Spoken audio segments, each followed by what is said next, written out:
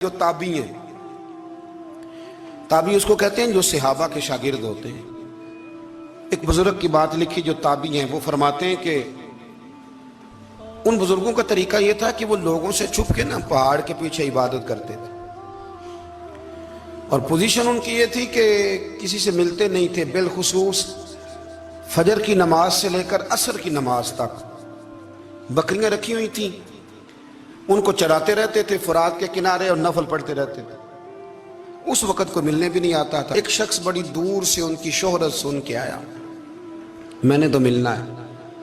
لوگوں نے کہا وہ اس وقت نہیں ملتے، ناراض ہوتے ہیں۔ اس نے کہا اللہ کا بندہ ہے نا، ناراض ہو بھی جائے گا تو لمبا ناراض رہے گا نہیں، اللہ والے جلدی راضی ہو جاتے ہیں۔ پہنچ گئے۔ اب وہ بابا جی نماز پڑھ رہے تھے تو کہتے میں نے عجیب منظر دیکھا کہ بابا جی فرات کے کنارے نماز پڑھ رہے ہیں اور ایک بھیڑیا ان کی بکریوں کی حفاظت کر رہا ہے۔ کہتے میں حیران رہ گیا کہ بھیڑیا تو بکریاں کھایا کرتا ہے اور یہاں چرا رہا ہے۔ کہتے میں جب گیا تو بابا جی نوافل میں مشغول تھے، مجھے دیکھ کے کہنے لگے اس وقت کیوں آئے؟ میں نے کہا حضور اگر آئے گیا ہوں تو پھر مہربانی کرے قبول فرما لیں۔ میں بیٹھ گیا تو میں نے کہا حضور یہ بھیڑیا بکریاں چرا رہا ہے، بھیڑیا اور بکریے کی صلح کب سے ہو گئی؟ تو فرماتے ہیں لمبی تقریر نہیں، ہلکا سا جملہ۔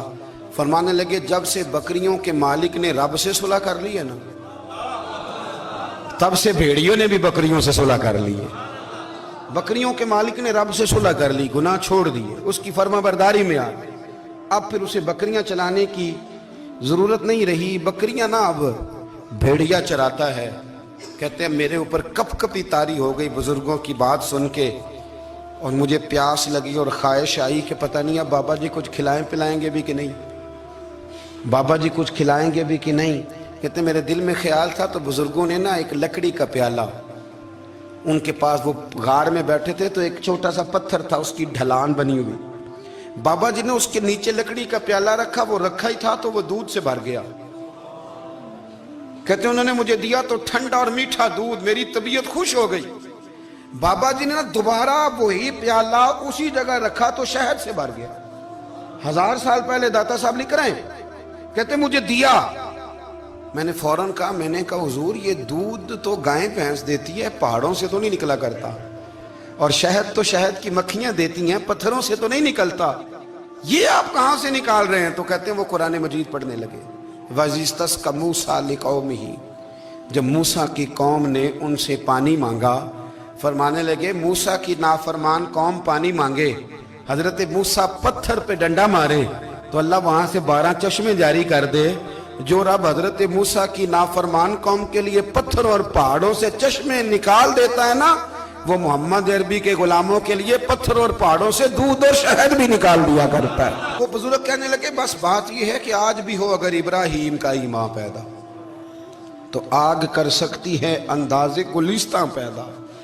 کہنے لگا حضور پھر میرے لیے بھی دعا کریں۔ آپ فرمانے لگے پھر دعا نہ کرا تو مدینے والے کی غلامی شروع کر، تو نبی کریم کی غلامی شروع کر، تو رسول پاک کی غلامی شروع کر۔ ایک بات علم، پھر فرمایا اللہ رسول سے محبت، پھر فرمایا حضور کی غلامی۔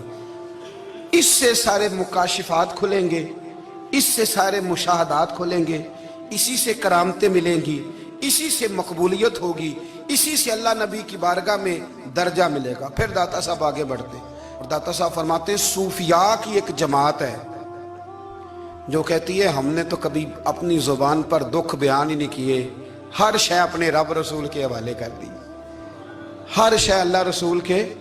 اور داتا صاحب کہتے ہیں کچھ ایسے بھی ہیں جو دعا بھی نہیں مانگتے، لوگوں کے لیے مانگتے ہیں، اپنے لیے نہیں مانگتے۔ آپ دعا کیوں نہیں مانگتے؟ تو کہتے ہیں اللہ کو تو پتہ ہی ہے ہمیں کیا چاہیے، اسے تو پتہ ہی ہے۔ ایک بزرگ کی بات لکھی ہے داتا صاحب نے، میری جماعت میں مزاج ہے کرامتوں کا، مجھے وہ ساری باتیں بھی آتی ہیں کہ ایک بندہ کراچی سے آیا، داتا صاحب حاضری دی تو اس کی لاٹری نکل آئی، یہ بھی مجھے آتی ہے، لکھی پڑھی ہے میں نے، کتابوں میں ہے یہ بھی۔ ایک بندہ، یہ ساری باتیں آتی ہیں کرامتوں میں، بڑی ساری چیزیں لوگ بیان کرتے ہیں کہ میں وہاں آیا اور میں نے حاضری دی تو موج لگ گئی، یہ ساری باتیں آتی ہیں۔ ہمارے پرانے بزرگ اور بھی قصے سنایا کرتے تھے، ساری ہمیں چیزوں کا پتہ، پر جو عنوان ہے نا وہ حضرت شیخ ابو نور کہتے ہیں کہ ایک بندہ داتا صاحب کے مزار پہ گھوم رہا تھا، दाता 10 रुपए दे, 10 रुपए दे, 10 रुपए दे। तो एक बंदा बड़ी देर से उसे देख रहा था। वो कहने लगा दाता ने तुझे क्या देना है, इधर आ मैं दूं। उसने 10 दिए। बंदा बड़ा हसीन था, हंस पड़ा। कहने लगा दाता तेरे भी सदके जाऊं। दिन आने लगा तो मुनकर से ही दिलवा दिए, जो नहीं मानता उसी से दिलवा दिए। वो बड़ा परेशान हुआ, मैं और चक्कर में था, इसने मेरे ऊपर ही जड़ दी है बात। कहने लगा दाता तेरे सदके जाऊं। तो ये सारी बातें किताबों में मौजूद हैं। लोगों ने अपने अपने मुशाहिदात जो जिसके साथ पेश आया उसने बयान किए हैं। बहुत सारी बातें काबिले बयान हैं, पर जो उन्वान है मैं उस पर रहना चाहता हूँ। दाता साहब रहमतुल्लाह अलैह फरमाते हैं हमारी तालीमात हैं कि अपने दुख दर्द दुनियादारों से बयान नहीं करने, सवाल का दरवाजा लोगों के सामने खोलना। अल्लाह वालों से कहेंगे कभी कहना होगा तो दुनियादारों से कहना। कहते हैं शेख अहमद नाम के बुजुर्ग थे, सारी जिंदगी किसी को काम नहीं बताया, सारी जिंदगी बड़ी मुश्किलात आई, पर कभी अपनी जात पर सवाल का दरवाजा नहीं खोला। एक ऐसी मुश्किल आई कि जो हल ही नहीं होती थी। किसी ने उन पर कोई इल्जाम लगा दिया। अबू मुस्लिम नाम का एक बादशाह था, उसकी हुकूमत थी, उसने पकड़ के कैद में डाल दिया। अब कैद में है, जुर्म लग गया है, फर्दे जुर्म आयद हो गई है, जेल में है। लोग कहने लगे हजरत जी अपनी सफाई में कुछ कहें। फरमाने लगे सारी जिंदगी बंदों से कुछ नहीं कहा, अल्लाह रसूल को पता है मैं बेगुनाह हूं, मुझे कहने की जरूरत नहीं। दाता गानी बख्श अली हजवेरी ने लिखा है, दाता साहब कहते हैं तू यकीन कामिल तो पैदा कर, तू ईमान तो पुख्ता कर। दाता साहब कहते हैं वो अबू मुस्लिम जो बादशाह था वो नेक आदमी था, उसे रात को ख्वाब में नबी करीम की ज़ियारत नसीब हुई और हुजूर सैयद आलम सल्लल्लाहु अलैहि वसल्लम फरमाने लगे तूने अल्लाह का एक नेक बंदा जेल में डाल दिया, डर नहीं आता, वो तो बेगुनाह है। बादशाह आधी रात को खुद उठा। दादा साहब फरमाते हैं किसी गार्ड को नहीं भेजा, पुलिस वाले को नहीं भेजा, जेलर से नहीं कहा, खुद गया, जाके जेल का दरवाजा खोला।